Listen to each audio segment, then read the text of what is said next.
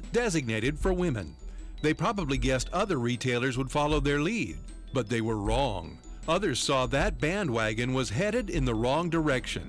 We're not ready to sacrifice the safety of women and children for the sake of progressive bathroom policies. Invite Target to make a better move. Sign the Boycott Target Pledge at afa.net. They all believe that the national vote winner should become the president. 55% of Americans would support amending the Constitution so that the person with the most votes wins. ICE is racist.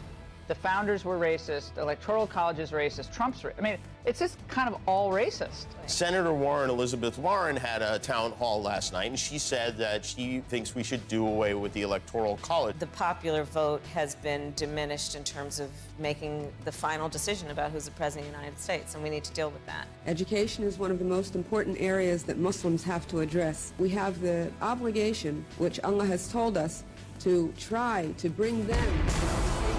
Freedom prospers when religion is vibrant and the rule of law under God is acknowledged. An informed patriot is what we want. Welcome to American Family Radio's Focal Point, the home of muscular Christianity on conservative talk radio. Muscular Christianity. Where we relentlessly explore the intersection of truth and politics. The trouble with our liberal friends is not that they're ignorant. It's just that they know so much that isn't so.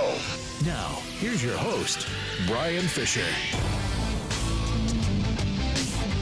Howdy, and welcome to a brand new broadcast, Focal Point on the American Family Radio Network.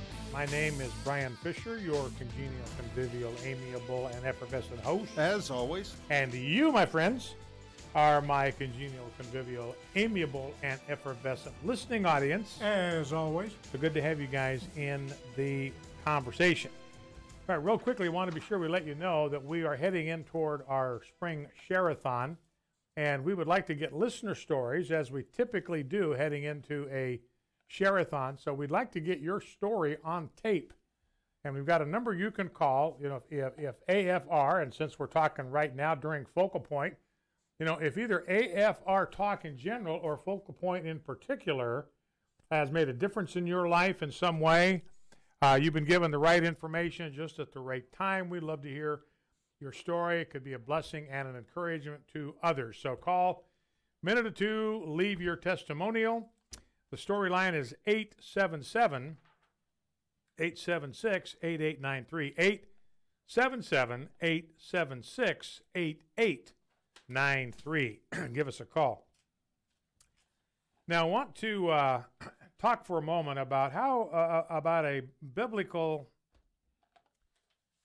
principle that can guide us in trying to decide whether there is some kind of ecumenical or church kind of activity, merger, whatever it happens to be, that we can participate in. Got people appealing to us to join the party, get on board, let's all join together, and let's make this thing happen. Now, here's what James says in James 3. Who is wise and understanding among you? Remember, he talked about wisdom in James 1. If you lack wisdom, ask God. He gives it generously to all men without reproach. So here he's talking about those who are wise and understanding. By his good conduct, let him show his works in the meekness of wisdom. But if you have bitter jealousy and selfish ambition in your hearts, do not boast and be false. In fact, a lot of times boasting is exactly a manifestation of some kind of jealousy or selfish ambition, bitter jealousy or selfish ambition in your heart. You resent the fact that somebody else is making progress and you're not. They're getting promotions and you're not. They're getting an income that you're not getting. They're getting attention that you're not getting, that we're not getting. And so we find something in our lives that we can insert into the conversation to try to make us look good in comparison. That's just bitter jealousy and selfish ambition. James says, look, let's not have anything to do with that. If anything nice is going to be said about us, let it be said by other people. The proverb says, let another man's mouth boast of you and not your own mouth. Now he says, that's not the wisdom in verse 15 that comes from above. It's earthly, unspiritual, and demonic. So that bitter jealousy, selfish ambition, even when it happens to Christians, is demonic. It comes from the pit of hell. It's just snuck in, and we haven't kept it out. Where jealousy, selfish ambition exists, there will be disorder and every evil thing, every vile practice. But the wisdom from above, this is the wisdom that God will give to us in James 1 if we ask without doubting. Remember, the phrase without doubting means to doubt whether we really want it. We can't doubt whether we really want it. We can be like Augustine, Lord, make me chaste, but not yet. That's asking with doubting. So you got to ask without any doubting, but this is the kind of wisdom that God will give. It's first pure, then peaceable, gentle, open to reason, so not stubborn, hard-headed, impossible to reason with, full of mercy and good fruits, impartial, that is, we don't make decisions based on face, based on what somebody looks like, the color of their skin. We're impartial, and we are sincere. A harvest of righteousness is sown in peace by those who make peace. I want to go back just for a second, then we'll go to prayer and look at the order of things in verse 17, because I think this is very, very important. James says the wisdom from above, the wisdom that's from God, the wisdom that has the Spirit of God all over it, the wisdom that comes from God, is marked first of all by purity, then it is peaceable. I want you to catch this. This is an important priority that we need to keep in mind. Purity first, peace second. It's not for the Christian. It is not peace at any price. First thing is purity. That means our convictions, biblical convictions, they have to come first. So we're first of all pure. There's integrity, a purity of principle, a purity of truth about it, and we are not going to compromise the purity of the truth of God's word, the purity of the gospel, for any man or anything. So somebody comes along and asks us to join in something that would require us to sacrifice or compromise the purity of our faith. The answer is no. We are first pure, and then we are peaceable. Now, we're peaceable. We like to get along with everybody. We're perfectly happy to coordinate activities where we can, but the limit is we are not going to compromise our principles, compromise the truth of God's word in the process. So that's a very, I think, critically important principle to remember, that James establishes us for us here in making decisions like this. First purity, then peaceableness. Don't compromise principle in pursuit of peace. And that could be easy to do. You know, you want to get along with people, you want everybody to be happy, you want whatever you're dealing with to be resolved, and everybody can walk away friends. But if the only way to do it is to sacrifice your principles, you can't do it. You have to politely say, look, I'm not going to be able to do that thing. All right, let's go to prayer. Lord Jesus, I pray this day for myself. I pray for my family. I pray for Jeff and Rob and their families. I pray for the listening audience of Focal Point, every man, woman, and child within the sound of my voice. We pray for our elected officials, our mayors, our governors, and President Trump, and every man, woman, and child in this land. And I pray that you will help us this day to show our wisdom and understanding by our good conduct, by works that we do that are done in the gentleness and humility that comes from wisdom. Purge from our hearts all bitter jealousy and selfish ambition. Keep us from boasting and being false to the truth.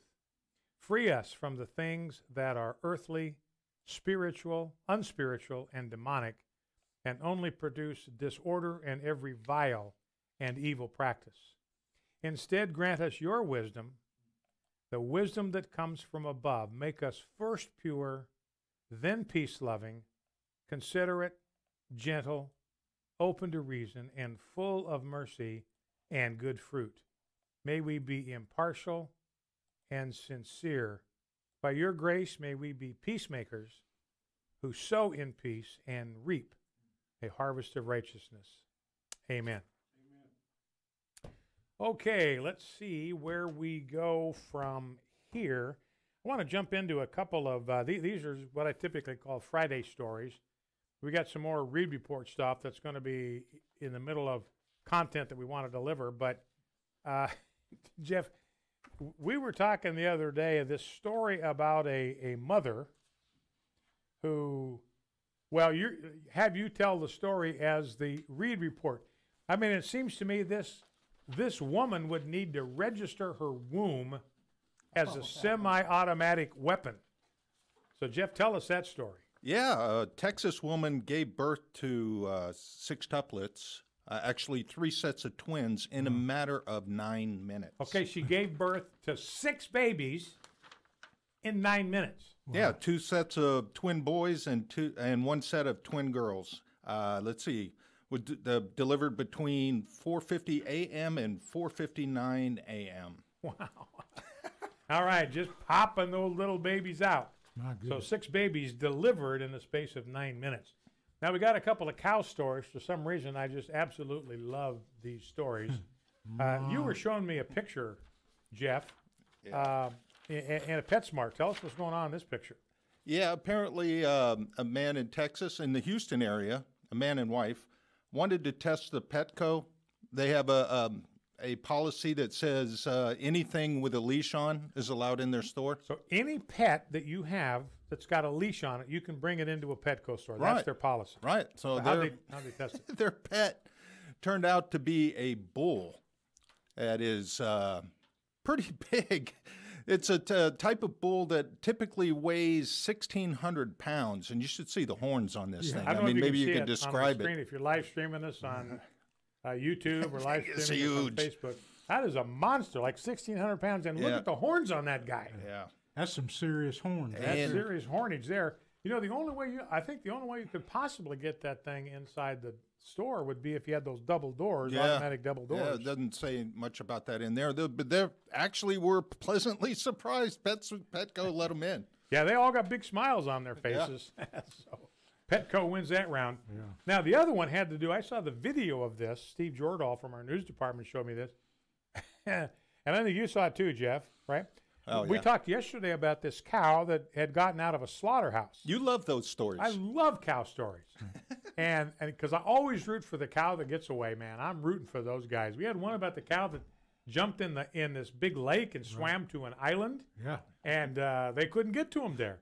Go, cow. I'm with you, baby. Make a break for it. Yeah, it's like Steve McQueen in, what was that movie? The Great Escape. Yeah. So anyway, I saw this. This is a cow crossing traffic and heading across the street. So, Jeff, where was he headed? To Chick-fil-A. You know, as he keeps going across the street, 2 lanes of traffic both directions, goes across the street, and finally coming into view is a Chick-fil-A restaurant. Yeah, they cut the video just before he held up the sign that said, eat more chicken. More chicken. So anyway, you know, they say cows are dumb animals. Oh, no. Not in my view, they ain't. So anyway, very smart cow there. All right. Let's see where we want to go at this point. This happened in L.A. last night. A lot of people were calling in like a meteor streaking through the sky over the profile of L.A., over the skyline, of L.A. And it was this thing shooting sparks at a trail of fire, and it kind of wigged people out because it looked like it was going to implode or explode or land and crater right in L.A. Well, it turns out it was 2 guys in a pair of wingsuits, and they were part of the Red Bull Air Force, I guess. So they had suits are kind of like when they skydive. They kind of have wings. You on look them at them; they look like big, giant, I don't know, bats or something. Well, that would explain why it looked like it was coming down at an angle. Then, yeah. Oh yeah, they're moving too. So they had some device by which they could spew these sparks from the rear of the wingsuits that they were in, and it was part of a film shoot. Apparently somebody shooting a movie, and these guys were in it. LAPD said a meteor did not crash into downtown Los Angeles, and no, it's not an alien invasion, just a film shoot. And then they say this is Tinseltown after all. It was a stunt by the Red Bull Air Force to celebrate the last supermoon of 2019. You know, does it seem to you like we've just been awash in supermoons the last couple of years? I mean, it's just been like a red moons, blue moons, super wolf moons. I don't know. There's moons all over the place. Crazy. It was pretty. I saw it yesterday morning. Did you? It was huge. Yeah. Okay, well, that is it for the opening segment. We will come back and start into some actual serious content. We'll be right back. Focal Point, American Family Radio. For he knows the secrets of the heart. My name is Abraham Hamilton III, and this is the Hamilton Minute. In an opinion where the inclusion of a question about citizenship on the 2020 census was deemed unconstitutional, District Judge Richard Seaborg admitted his true concern. He said the citizenship question on the census, which literally seeks accurate information about citizenship, would cause a significant undercount of immigrants and Latinos that could distort the distribution of congressional seats. He admitted it. The U.S. Census is used to determine an accurate number of congressional seats and electoral votes. States with large numbers of illegal aliens risk losing congressional representation and influence on presidential elections if the illegal aliens are not included in the census. Listen each weekday from 5 to 6 p.m. Central for the Hamilton Corner with Abraham Hamilton III, Public Policy Analyst for the American Family Association.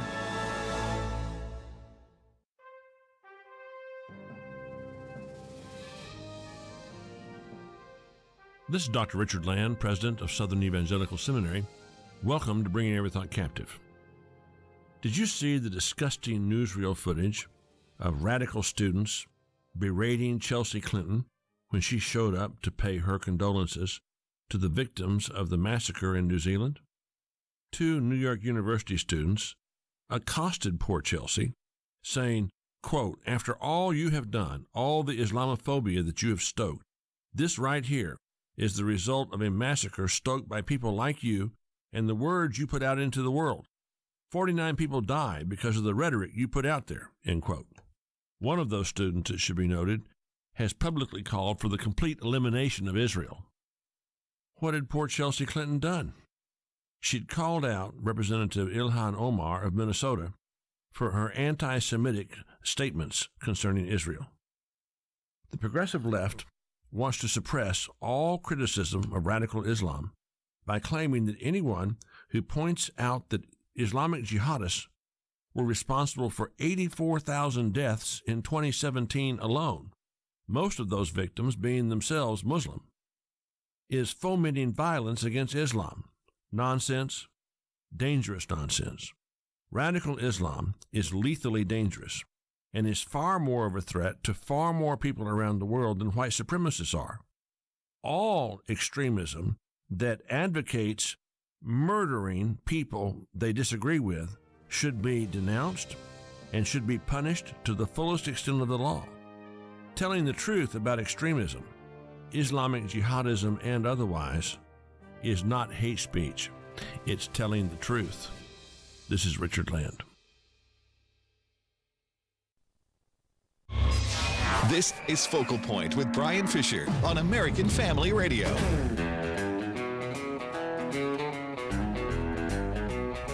Howdy, welcome back to Focal Point on American Family Radio, the home of muscular Christianity on conservative talk radio. I'm Brian Fisher. Glad to have you in the conversation today. Just a couple of quick items. I read a little bit about Sir Isaac Newton yesterday, one of the great scientists in all of human history. He's the guy that discovered the law of gravity, sitting in a garden watching an apple fall to the ground. Why does the apple fall to the ground? We said it must be the mass of the earth attracting it. Otherwise, you just sit there and float in air. And why doesn't it fall at an angle, fall straight down? What is that? Got to be the mass of the earth. So he discovered the law of gravity. He also articulated the 3 laws of motion. That was Isaac Newton. He was the president for a long time of the Royal Society, a collection of the best scientists in the United Kingdom. Served as the president of the Royal Society till he died. He wrote one of the most important scientific books ever called Principia, written in 1687. Here's what he said in Principia, still recognized as one of the greatest scientific books ever written. This is Sir Isaac Newton. Again, the point here is there is no conflict. There is no conflict between good science and good theology. And that's what Sir Isaac Newton illustrates. The most beautiful system of the sun, the planets, and comets could only proceed from the counsel and dominion of an intelligent and powerful being. All variety of created objects which represent order and life in the universe could happen only by the willful reasoning of its original creator, whom I call the Lord God. So you see that Sir Isaac Newton was a creationist. He believed in a creator. He believed in Genesis 1. There's no conflict. This is the guy that invented some of the major scientific laws in the history of man. So no conflict between good science and good theology. There can be a conflict between good science and bad theology, or between good theology and bad science, but never between good theology and good science. Here's some more details of that story I mentioned yesterday. This is a Christian journalist. This is in the UK. She's a Catholic journalist. Her name is Carolyn Farrow. She was on a show called Good Morning Britain, talking about transgender ideology. And she was the one that has been told by police that she might have committed a criminal offense because she misgendered someone during this interview, and she is going to be interrogated under caution. That means it's not going to be a friendly interrogation. You're going to be pressed. You're going to be pressured. We're going to put some heat on you in this interrogation. She apparently referred, there's a transgender who they were talking about who has a child by the name of Jackie. He's a biological male, has gone through the transition, now fancies himself that he is a female. And apparently this journalist used the wrong pronouns when speaking of this woman's child. And for that, she is going to be interviewed under caution. It's going to be a taped interview. She is going to be shown her offending tweets, and she's going to be asked to respond to them on tape under threat of possible punishment. That's political correctness kind of run amok. Would you check, Jeff, and see if my column is up at AFA? Got a column up at AFA, be up there shortly if it's not there. And the title of the column, we talked about this a week or two ago, Pedophile Sex Criminal Wants to Read to Your Kids. And this is from the Houston Public Library. They've been hosting for some time something called a Drag Queen Story Time, which is just as twisted and perverse as it sounds, only in this case it's actually worse. Now, drag queens are transvestites. Transvestites are men who like dressing up in women's clothes. Now, this is something the Bible has condemned since the days of Moses. I quote, "A woman must not wear men's clothing, nor a man wear women's clothing, for the Lord your God detests anyone who does this." Now, you've probably seen the pictures of these drag queens, maybe pictures of different story times, fake eyelashes, a lot of mascara, a lot of glitter, as much as they can load themselves up with. And then they go out and read fairy tales to children in the library. Children, impressionable young children. And it's all a part of trying to normalize transvestitism, and transgenderism with innocent school children. That's what these drag queen story hours are really all about. Well, it turns out in Houston, and we interviewed the citizen journalist that tumbled to this story, one of the drag queens that was reading to innocent, impressionable, vulnerable young children at the Houston Public Library was a convicted pedophile. He had been convicted in 2008 or 2009 of the sexual assault of an 8-year-old child. Now, the policies for these drag queen story hours require that everybody, they all are performing, reading under an assumed name. They're not their real names. So if you're going to dig around and find out what their real names are, you got to do some investigative journalism. And this journalist did it, got his name, looked up the record, and found out. And now the library said that they were supposed to do it. It's part of their regulations, to do the background checks on these. Well, they dropped the ball on that one. So you would think that parents would have a right to expect that the safest building in town would be the community library. Well, and the point of my column is that unless we make transvestitism socially unacceptable again and help those who want to get free and send the rest back into the closet, no library in America is safe, and no child in America is safe from sexual predators. Parents, beware.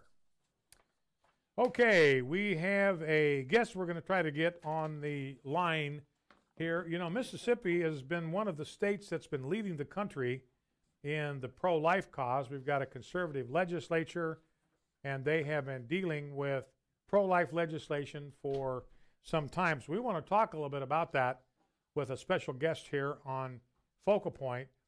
And, you know, we saw a heartbeat bill that was just struck down by a federal judge in Kentucky. So it was passed by the legislature. It was signed into law by Governor Matt Bevin. They took a right to a federal judge, and the federal judge struck it down. And so we want to talk to someone who had an integral and central role in that issue in Mississippi. I want to welcome to our decision-maker line the governor of Mississippi, Governor Phil Bryant. Governor Bryant, thank you for being on Focal Point with Brian Fisher.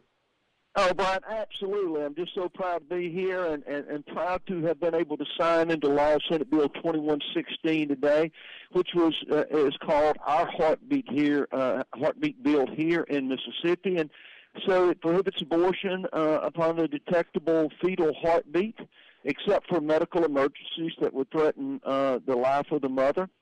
We understand it's going to be challenged by the left, and their lawyers have been lined up, I'm sure, for weeks now with all the money they're able to raise to attack those of us that are defending the innocent life of an unborn child. And we're willing to stand in that gap and take that type of criticism or pressure, whatever they want to bring, because of our strong and heartfelt belief that those innocent children need protection.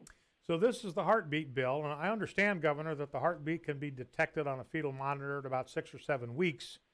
So this could be this would be a very effective pro-life bill. It really will reduce radically the number of abortions that can even be legally permitted in the state of Mississippi. Particularly just abortion on demand, just someone that thinks for convenience sake, because they may have made a mistake or an error somewhere along their life, that now they can take this child's life. Look, since the beginning of modern science, the heartbeat, even as far back as we can remember, the heartbeat was an indicator of life. Mm-hmm. I can vividly remember as a father and as a grandfather with those sonograms, and hearing that heartbeat of your child for the first time, and what an amazing moment that is for those of us that realize that life that God has helped provide there is growing and has the rights of a human being. The other thing, if you look at bills now that exist limiting abortion in the third trimester, which are existing in many states around the country, it is a timing feature of that law. It simply says you can have an abortion up until the last or final trimester, and those have been upheld in courts of law. They are normally accepted, except in areas like New York and some of the more radical states with radical leadership in these areas. And so this is simply us saying there is a individual responsibility you have. If you determine that you are pregnant and there is a heartbeat, that child has the rights to life and liberty and the pursuit of happiness, and we intend to protect her or his constitutional rights. Governor, you have frequently said that it's your goal as a governor to make Mississippi the safest place in America for an unborn baby. Is that correct? Absolutely, and what an amazing opportunity we've had. This is my last year in office as governor. I don't ever intend on running for another office. So when you see the left, their arguments are this is just for political purposes. You must just be grandstanding for your crowd. I don't need the grandstand. I again, will never stand for another public office. I believe my time in office has come to an end. It's time for me to return back to the private sector. But I truly believe that we are leading in Mississippi and will be the safest place in America for an unborn child. we continue to support that child. The left also says, oh, conservatives only care about children that are unborn. That is such a falsehood. It's so wrong.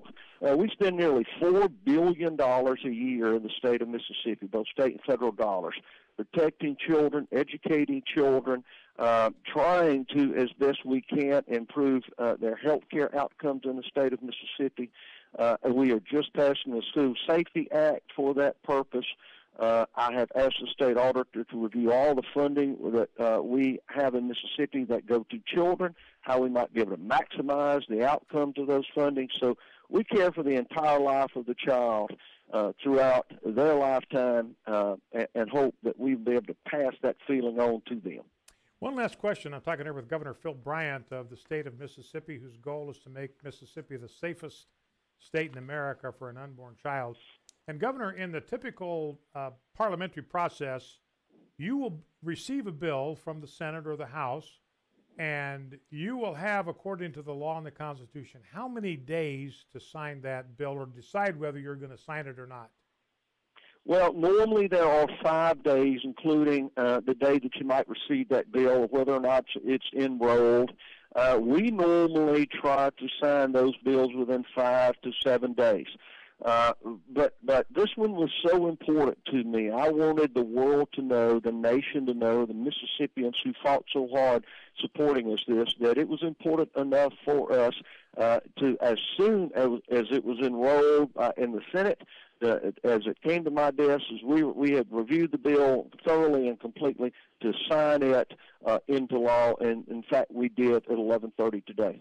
Amen. Well, thank you, Governor Bryant. I just want to tell you, I know I speak for millions of people in Mississippi. When we appreciate your leadership on the sanctity of life issue, it's really not even a political issue. It's about the first right articulated in the Declaration of Independence, the right to life. And I just want to tell you how much we appreciate your bold stand, your unapologetic stand, your unwavering stand for life. And thank you for taking the time to chat with us today, Governor Phil Bryant, and God bless you.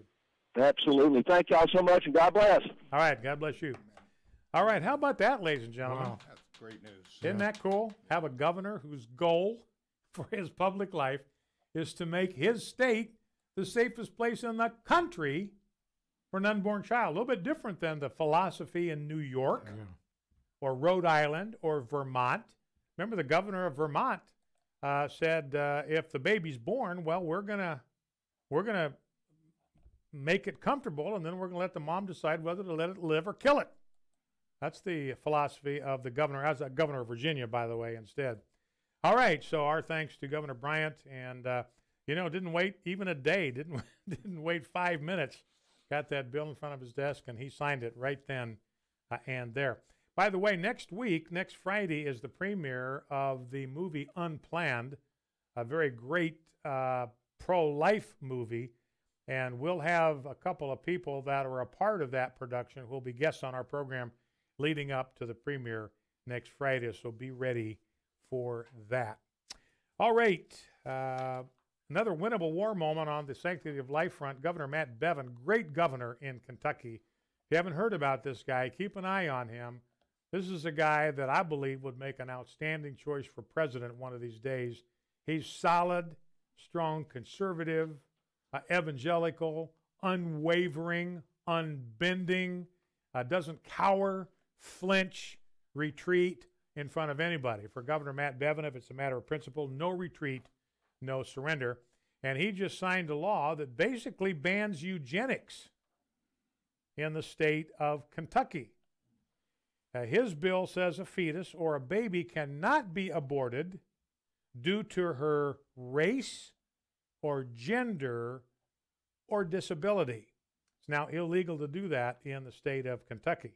You know, Margaret Sanger was the founder of Planned Parenthood, and her whole deal was she was a big practitioner of eugenics, which means literally good births. She wanted certain people to reproduce, and others she did not want them to reproduce at all. And one of the demographic groups she did not want to reproduce at all were blacks. So the whole thing of eugenics, the whole thing of abortion was intended to hold down the black population. She referred to them as human weeds that needed to be exterminated. This needs to be a secret. We can't tell people what we're doing or they would be outraged. So anyway, in Kentucky, now illegal to use race as a factor, illegal to use disability as a factor, cannot abort a baby because it has Down syndrome, for instance. So good for the state of Kentucky, running right step for step, stride for stride with Governor Phil Bryant and the state of Mississippi. All right. Past the 60 minutes in American media. Be right back with the last segment. Don't go anywhere. Here's Twyla Brace, president of CCHF, with today's Health Freedom Minute. Today is my 14th minute on Medicare for All. Let's look at two false promises. Federal officials would be obligated to ensure the timely and accessible provision of all services a person is entitled to. However, there's no definition for timely, so it's whatever the government declares it to be, and historically, single-payer systems specialize in long waiting lines. The bill also requires a new national database and reporting requirements that are supposed to compromise patient privacy as little as possible. However, raw patient outcome data, including data on medical, surgical, obstetric, and other procedures, must be reported for researchers and others to access and analyze. Is that privacy? Learn more about protecting your healthcare choices. Sign up for the CCHF Weekly E-News Update at cchfreedom.org. That's cchfreedom.org. Let's remind people about the resurrection of Jesus. You can do that by purchasing our He Lives AFA Easter buttons. Order by April 10th to receive yours by Easter, April 21st. You can purchase them in sets of 10, and the more you buy, the more you save. Get yours now at afastore.net. And thanks be to God, who gives us the victory through our Lord Jesus Christ. He lives.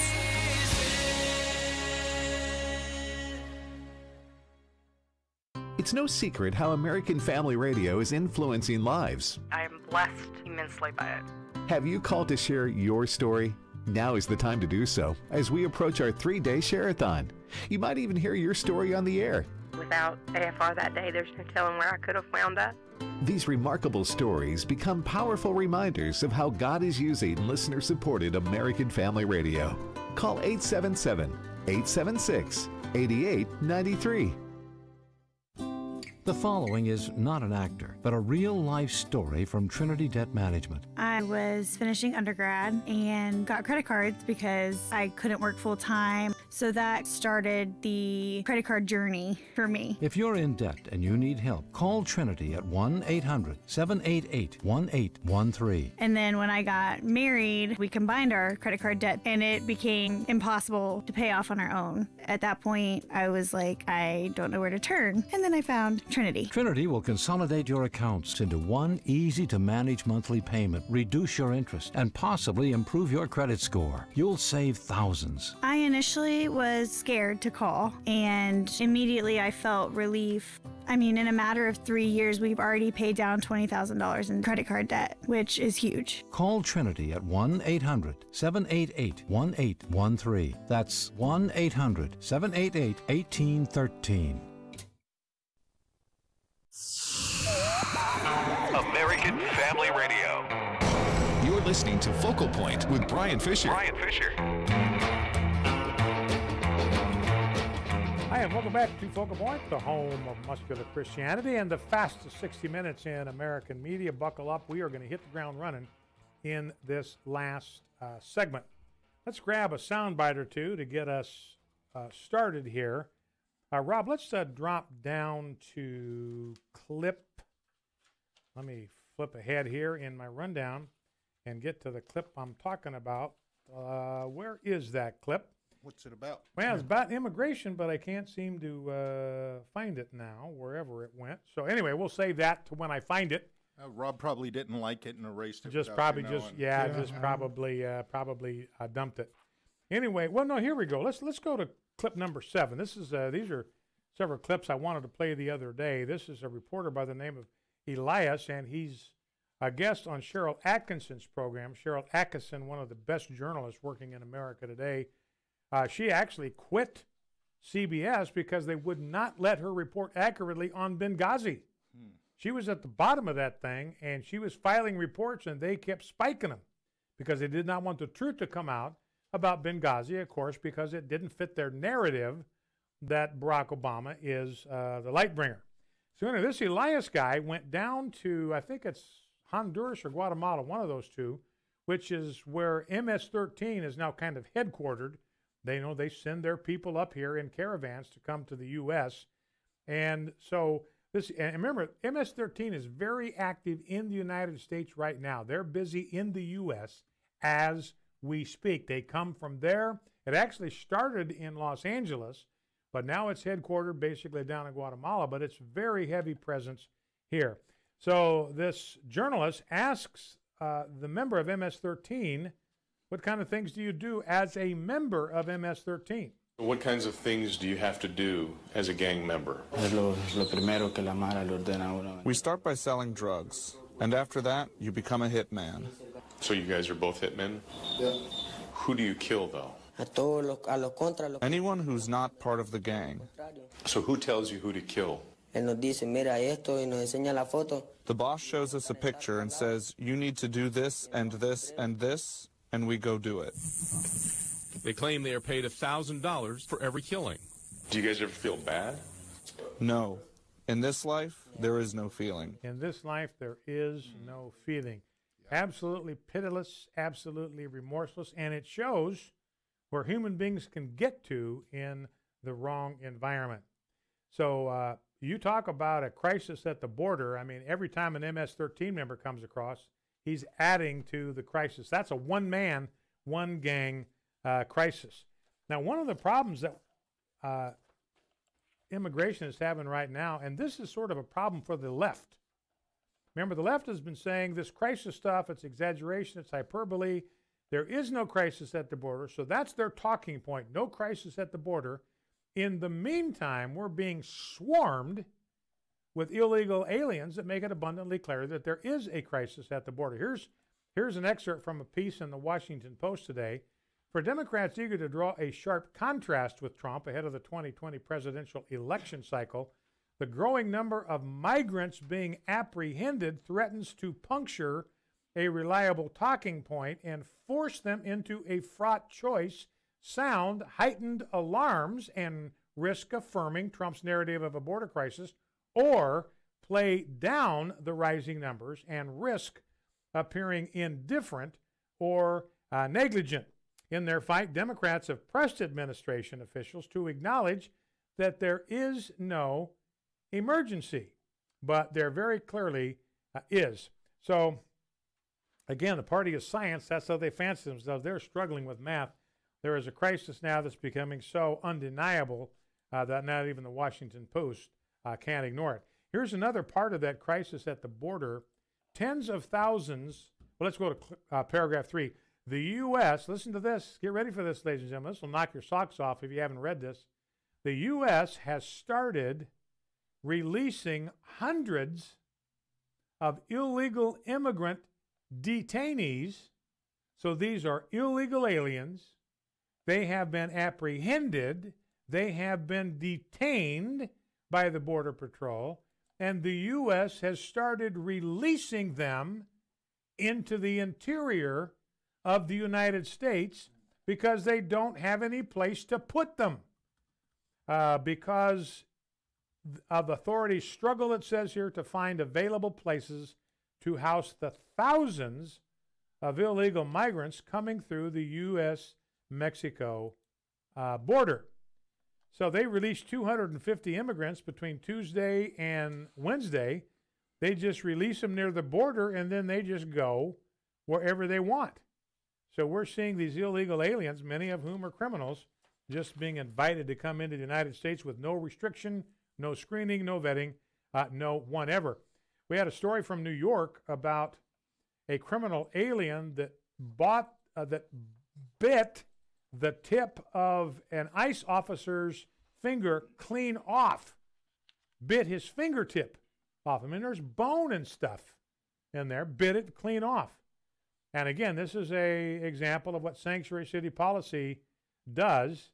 He's overstayed a visa since June of 2015. He's a Dominican national. He was arrested for driving while intoxicated and for assault on September 29 of 2018. Same day, ICE lodged a detainer for this guy so that local authorities would notify the ICE when they were ready to release him, so ICE could go pick him up and deport him from the country. The detainer was not honored, and as a result, he was, at the time of his arrest, when they were getting ready to release him, he assaulted the ERO officer and is now facing federal prosecution. And part of the problem, this goes back, to the business thing. Why do Republicans support open borders? Because they do. The establishment supports open borders. That's why you had 12 Republicans that voted against a border wall, 12 of them, including a senator from the state of Mississippi, Roger Wicker, voted against a border wall. And by the way, the Pentagon claims they found about $12 billion in money they can shift to a border wall, which legally President Trump can do. So that thing could go forward. Anyway, this guy by the name of Tim Zagat, founder and CEO of the Zagat Survey, says that immigrant labor, legal and otherwise, is absolutely critical to the inner workings of most New York City restaurants. He says, when I go into the back of a restaurant, which I do all the time, he says, there may be one European and everybody else is from South and Central America. Now, what does this do?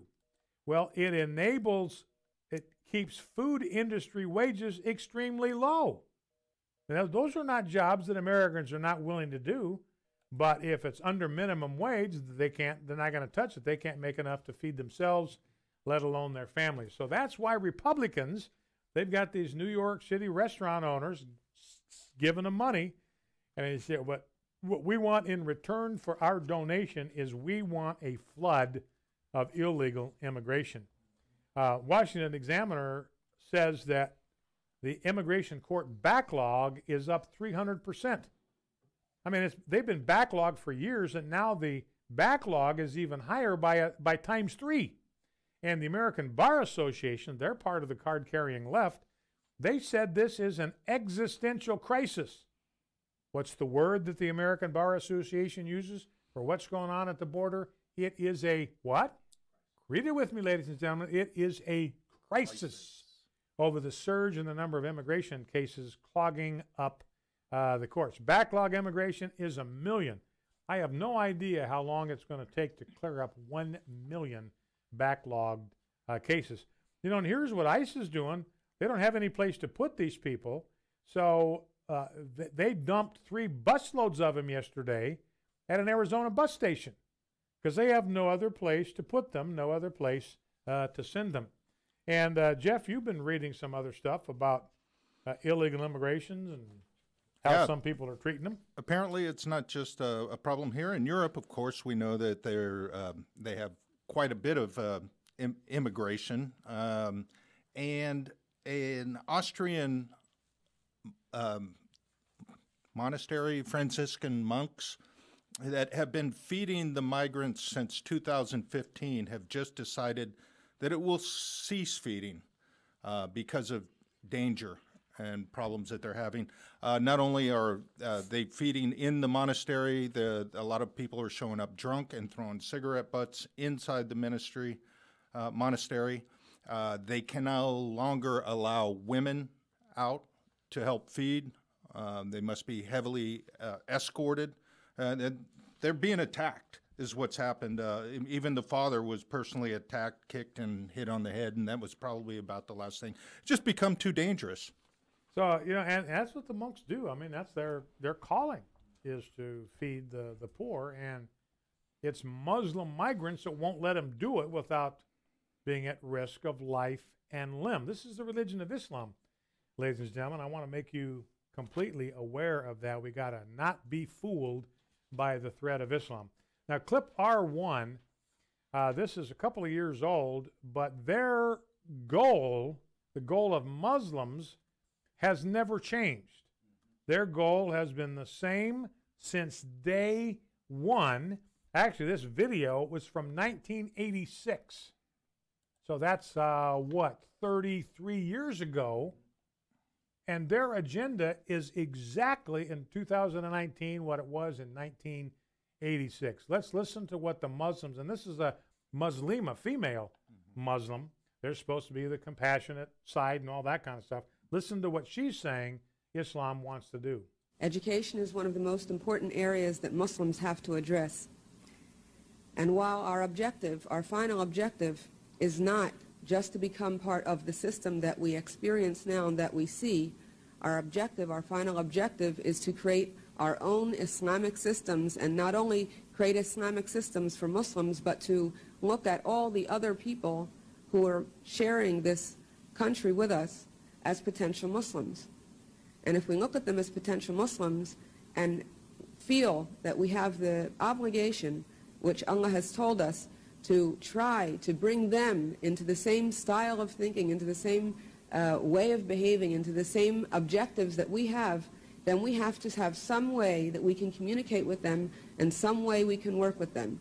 And in that long-range process of making America Muslim, all of America Muslim, then we have to have some actual short-range goals.